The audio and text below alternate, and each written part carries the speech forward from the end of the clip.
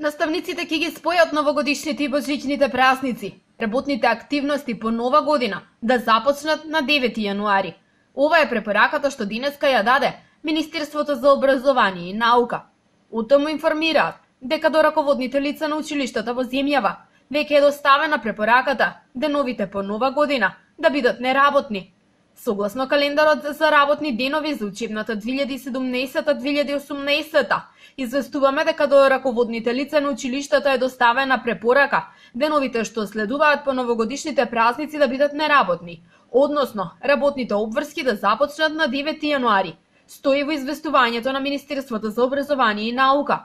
Оттаму велат дека препораката е за основните и средните училишта, согласно календарот за организација, каде 2 саботи во првото и второто полугодие се предвидени како работни денови.